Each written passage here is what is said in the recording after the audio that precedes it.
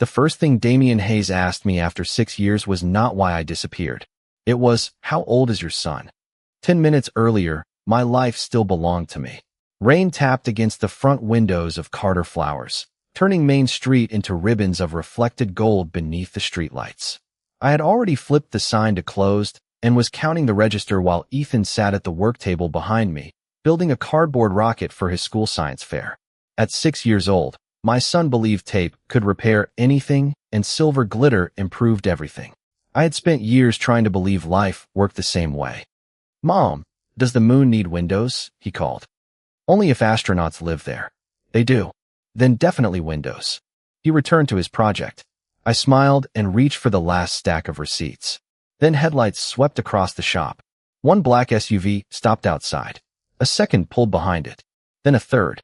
My hand froze over the register. There are memories your mind forgets before your body does. My heart recognized those cars before I understood why. The rear door of the middle SUV opened. A man stepped onto the wet pavement. Tall, dark coat, nearly black hair. The same measured walk I had once been able to identify from across a crowded room. Damian Hayes. 6 years disappeared between one heartbeat and the next. He looked older now, harder around the eyes, more controlled. The young man I had loved had become the man people whispered about, the man whose name could change the temperature of a room. But I did not see the Mafia King first. I saw the man who used to bring me coffee without asking how I took it because he already knew. The man I had called 17 times the night before I vanished. Damian looked through the glass and found me. He stopped. I could not breathe. 2 men stepped from the other vehicles, but Damian raised one hand. They remained outside. Then he crossed the sidewalk alone. The bell above my door chimed when he entered. Such a small, cheerful sound for the return of the one person I had built my entire life around avoiding. Rain darkened his shoulders. His gray-blue eyes held mine. "Emily." My name sounded almost unfamiliar in his voice. "Damian." His jaw tightened. 6 years. I gripped the edge of the counter. "You should not be here." I have been looking for answers for a long time. Before I could respond, sneakers slapped softly against the hardwood floor behind me. "Mom, I found the silver marker." Ethan came around the counter, holding his cardboard rocket against his chest. He stopped when he saw Damian. Damian turned. Everything inside me went cold.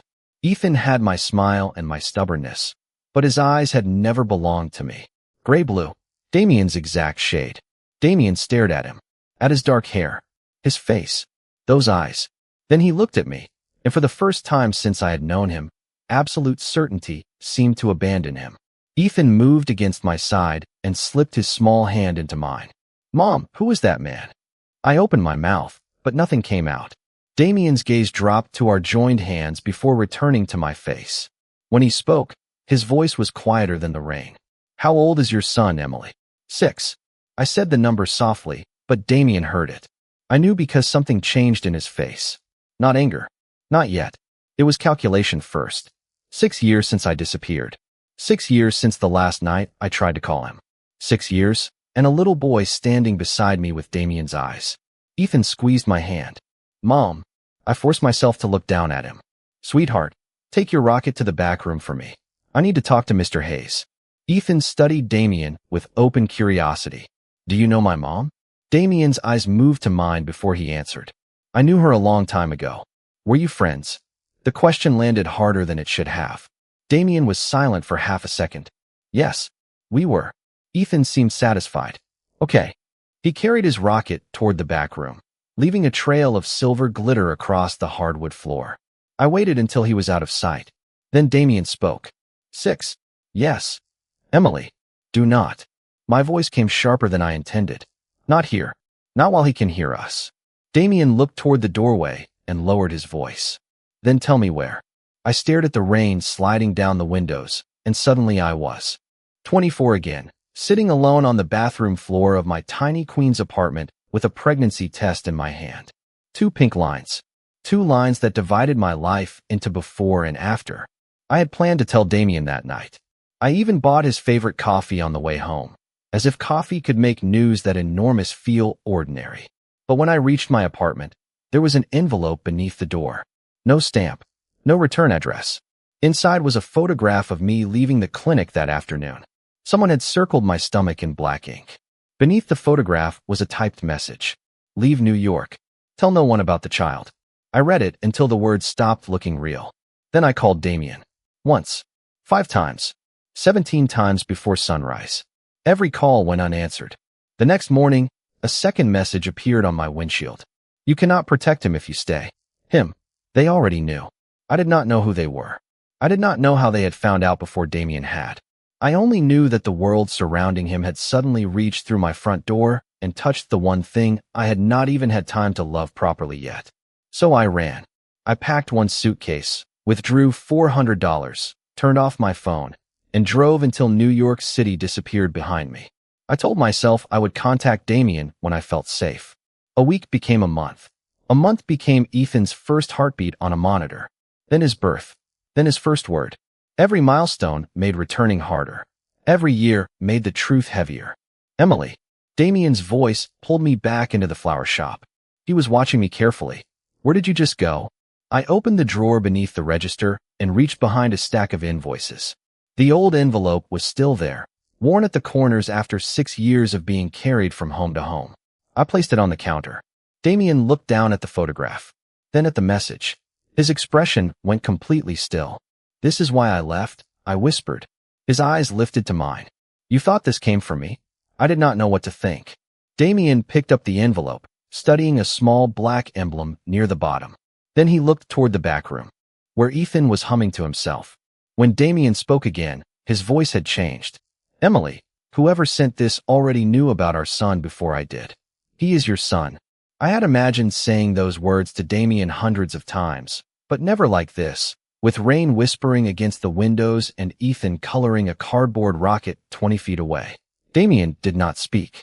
His eyes moved from me to the back room, then returned to the envelope in his hand. Say it again. My throat tightened. Ethan is your son. Damien closed his eyes for 1 second. When he opened them, the controlled man standing before me looked suddenly human. When was he born? January. Was he healthy? The question surprised me. Yes.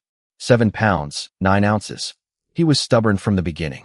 A faint breath escaped Damien, almost a laugh, but there was no humor in his eyes. First word. Moon. First steps. 11 months. He nodded slowly, as if collecting pieces of a childhood he could never get back. First day of school. He cried for 5 minutes. I cried in the parking lot for 20. Damien looked away. 6 birthdays. I said nothing. 6 Christmas mornings. 6 years of scraped knees, school pictures, bedtime stories. His voice remained low, which somehow made every word heavier. You had all of it. I had all of it alone. His gaze returned to mine. The silence changed. I called you 17 times, I said. I know what you think I took from you, but I believed staying would put him at risk. I never received those calls. My breath caught. What? My phone was replaced that week. I was told there had been a security problem. He looked at the envelope again. I spent months trying to find you. Then I was shown records suggesting you had left the country voluntarily. I never left the country. I know that now. The flower shop suddenly felt too small for 6 years of lies. Damien placed the envelope on the counter. I want a paternity test. I nodded immediately. Fine. He looked almost surprised. You will not argue? There is nothing to argue about. I glanced toward the back room. The test will tell you what I already know. Damien followed my gaze. Ethan was humming as he worked, completely unaware that his entire history had just changed. Does he know anything about me? No.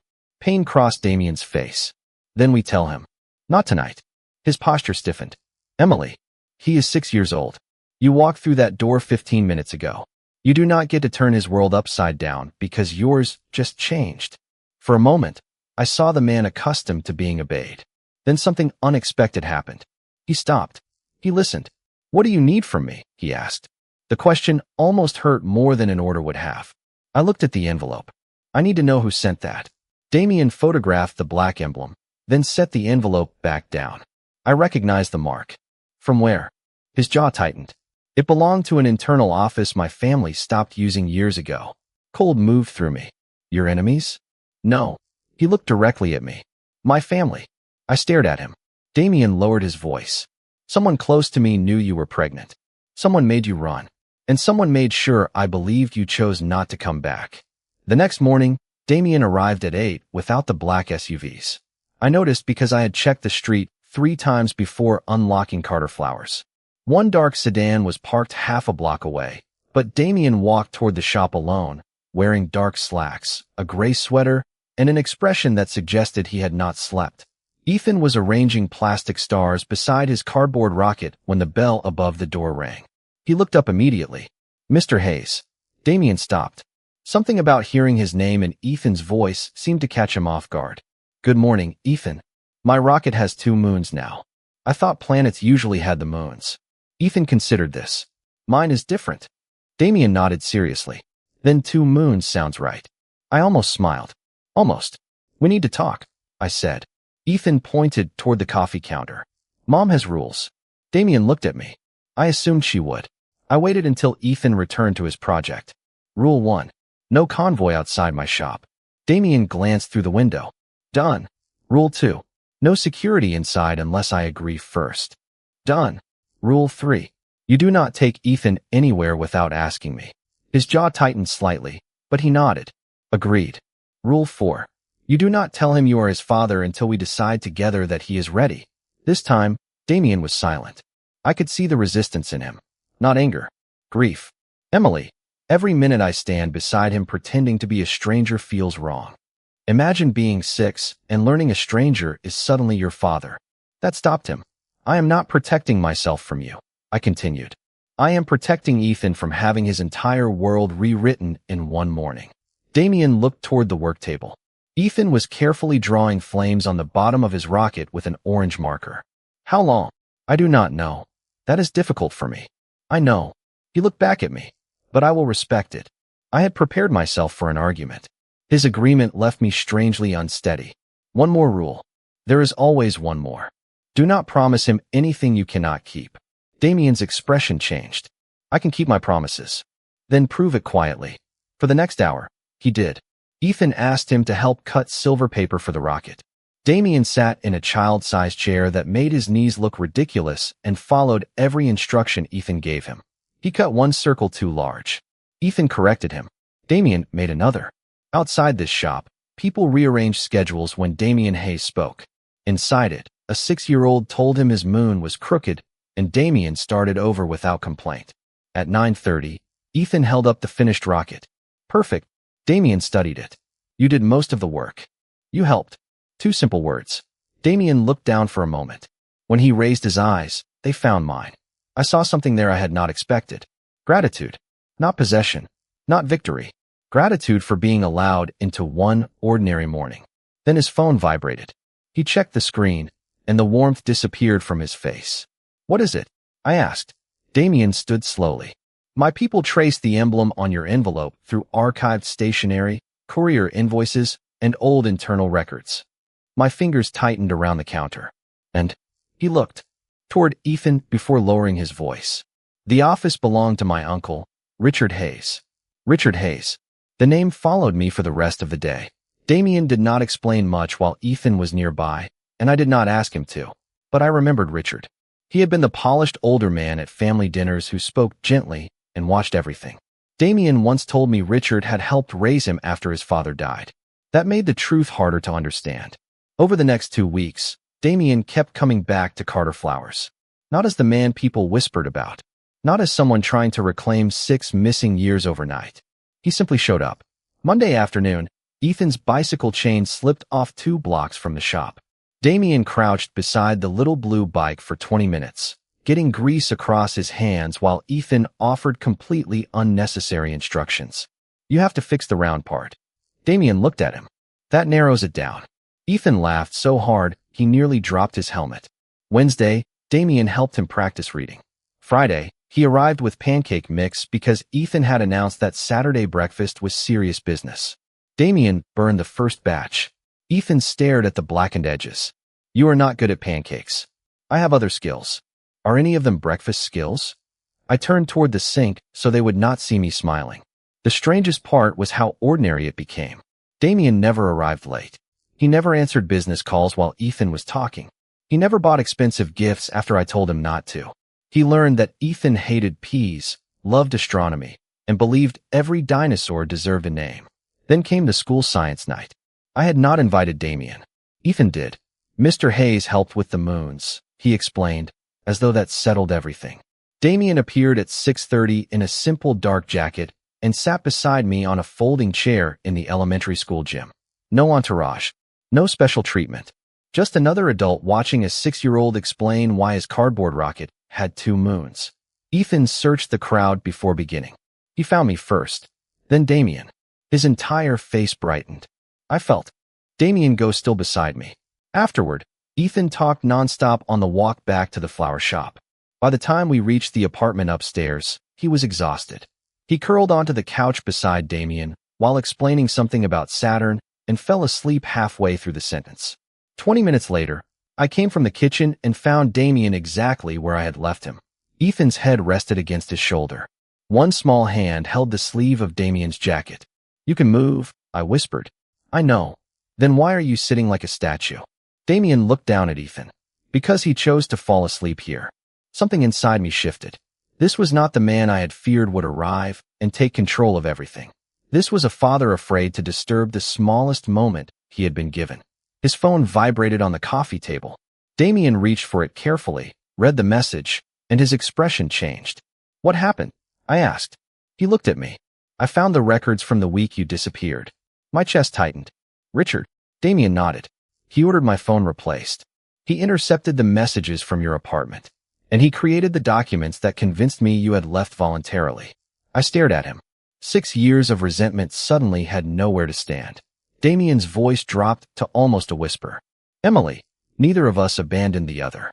Someone made sure we both believed we had. For 6 years, I had survived by believing I made the only choice available to me. That belief disappeared in one sentence." I sat across from Damien at my kitchen table while Ethan slept down the hall, the apartment quiet except for the hum of the refrigerator and rain brushing the windows. Damien had placed copies of the old records between us. Dates, courier invoices, internal notes. Everything pointed back to Richard Hayes. "Why?" I asked. Damien stared at the papers. "My father died when I was 22. Richard stepped in afterward. He taught me how to manage the family business, how to recognize risk, how to keep emotion away from decisions. And he decided I was a risk." Damien's eyes lifted. "I think he decided anyone I loved could become one." I folded my arms tightly. "That does not explain why he knew I was pregnant. One of his people followed you to the clinic." My stomach turned. Suddenly the photograph in that envelope felt heavier than paper. "He knew before you did." "Yes." Damien's answer carried no defense, only regret. "And once he knew, he believed a child would make me vulnerable." I looked toward Ethan's bedroom. 6 years of birthdays, fevers, bedtime stories, school mornings, and questions about a father I never knew how to answer. "So Richard frightened me into leaving and made me believe you wanted to disappear." Damien pushed one document toward me. "This was created 3 days after you left. It claimed you had purchased a ticket to London and requested no further contact. I have never even been to London." "I know. You believed it." The question came out sharper than I intended. Damien did not look away. "At first, no. I searched for months. Then Richard kept producing evidence. A forwarding address, travel records, a message supposedly sent through an attorney." My chest tightened. "I never sent any message." "I know that now." Silence settled between us. I had spent years resenting Damien for not finding me. He had spent those same years believing that finding me would violate a choice I had made. We had both been angry at ghosts created by someone else. "You stopped looking because you thought I wanted you to." Damien nodded. "I thought loving you meant respecting the door you had closed." I looked down at my hands. "And I stayed gone because I thought loving Ethan meant keeping him away from you." Damien's voice softened. "You protected him with the information you had." I swallowed hard. "And it cost you 6 years. It cost both of us 6 years." His phone vibrated against the table. He checked the screen, and his expression changed. "What?" I asked. "Someone accessed the archived family records 20 minutes ago using Richard's old credentials." A familiar fear rose inside me. "Does that mean he knows you found the files?" "It means someone knows I reopened them." I stood immediately. My mind was already moving faster than my body. Suitcase. Ethan's documents. Cash. Car. Highway. The same list I had followed 6 years ago. "I can have us gone before sunrise." Damien stood too, but he did not block the doorway. He did not tell me what to do. "Emily." I know how to disappear. I know. His voice was calm. But before you decide, answer one question. I looked at him. What do you want? Nobody had asked me that 6 years ago. I looked toward Ethan's bedroom, then around the little apartment we had turned into home. My answer came slowly, but it came. I do not want to run anymore. Then we stay. Damien said it without hesitation, but he did not say it like an order. That difference mattered. 6 years ago, fear had packed my suitcase before I could think. This time, I stood in the middle of my kitchen and looked at the life Ethan and I had built. His drawings covered the refrigerator. His blue sneakers waited beside the door. A crooked paper star hung from the ceiling because he insisted every apartment needed its own sky.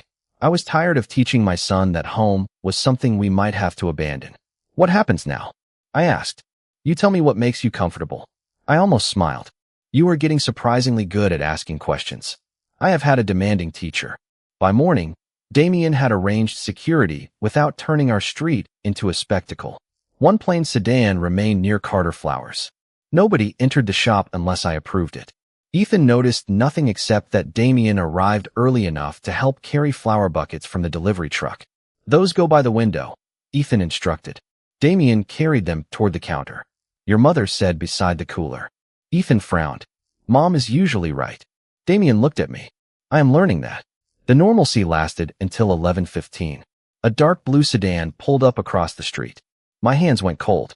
Damien saw my expression before he saw the car. Do you want to go upstairs? He asked. I shook my head. No. A minute later, Richard Hayes stepped through the door. He was older than I remembered, silver at the temples, dressed in a navy overcoat. His eyes found Damien first, then me. Emily.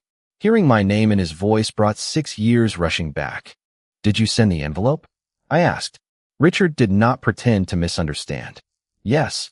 Damien went still beside me. Why? Richard looked toward the back room, where Ethan was working on another science project.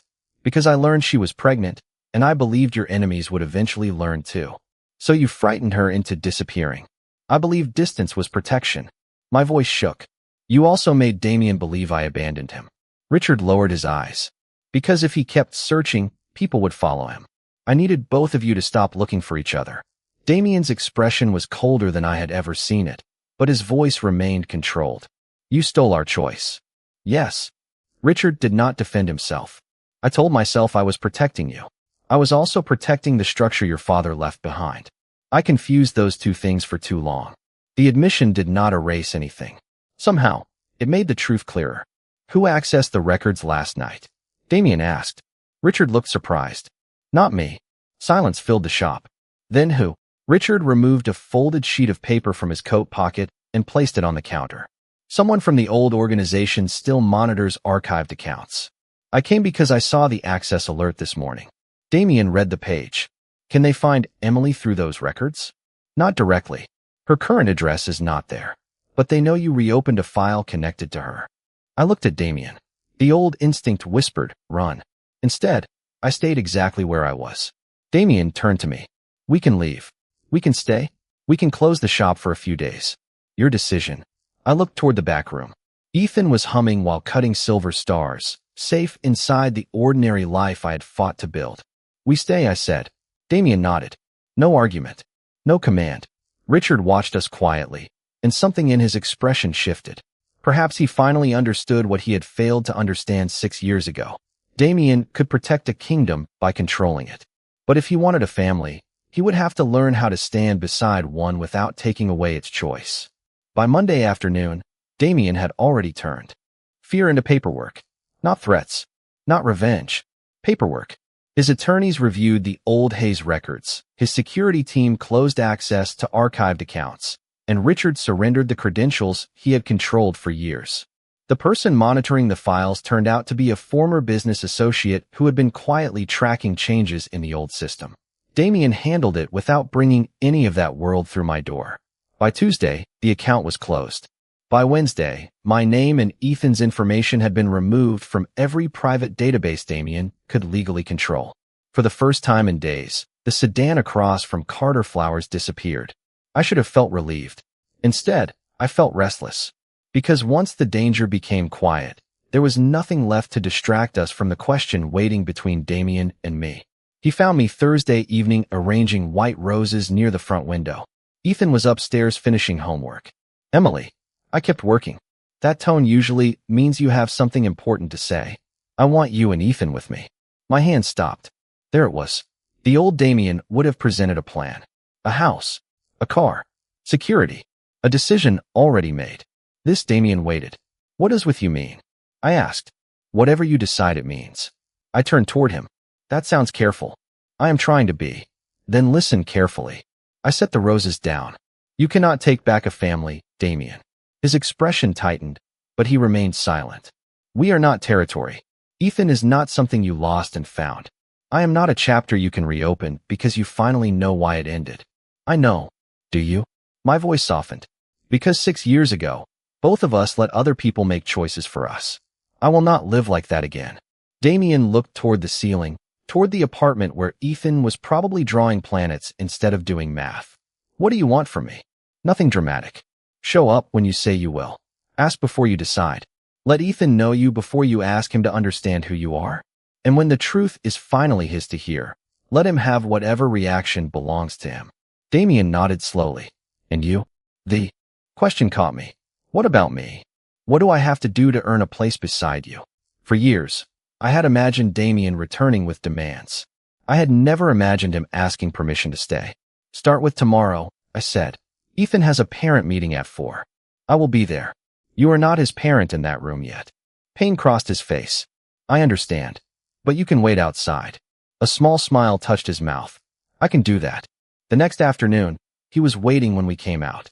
Ethan ran toward him holding a worksheet covered in gold stars. Mr. Hayes, look. Damien crouched beside him. That is impressive.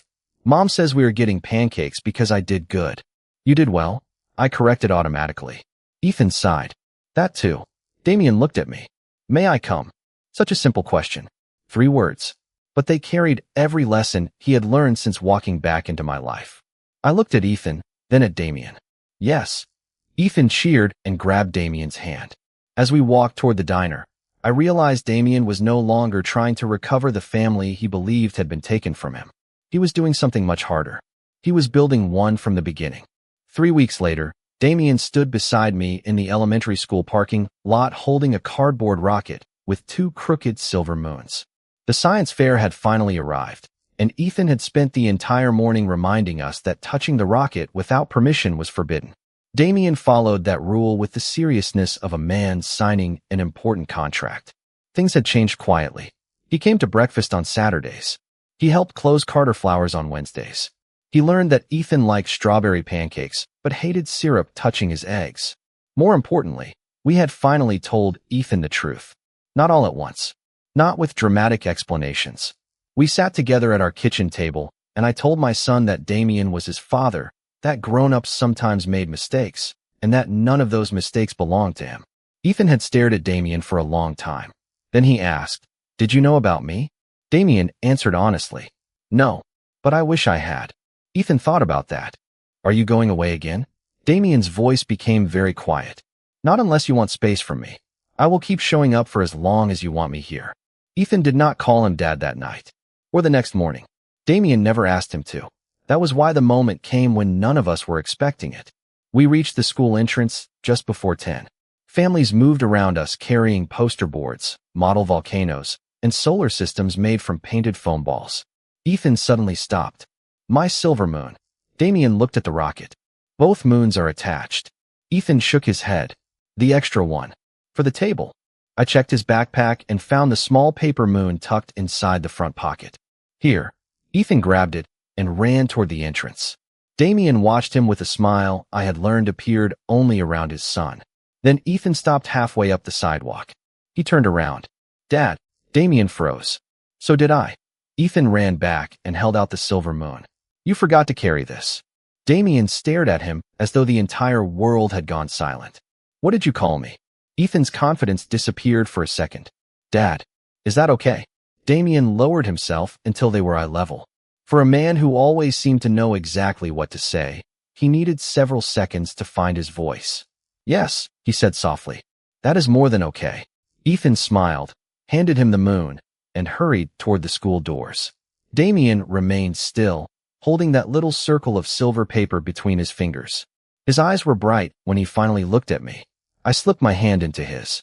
"You earned that one," I said. He closed his fingers gently around mine. "I almost lost all of this." "So did I." He looked toward the doors where Ethan had disappeared. "What happens now?" Months earlier, Damian Hayes would never have asked that question. He would have decided, planned, controlled. Now he waited for my answer. "Now we go inside," I said. "Our son is waiting." "Our son." Damian smiled. We walked toward the school together, carrying a cardboard rocket that probably would not survive the afternoon.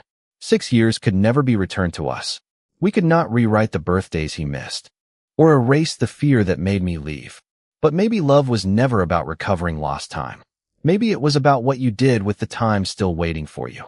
Damian had returned believing power could restore what he had lost. Ethan taught him something greater. A family was never something a man could claim, reclaim, or command. It was something he showed up for, one promise, one ordinary morning, and one silver paper moon at a time.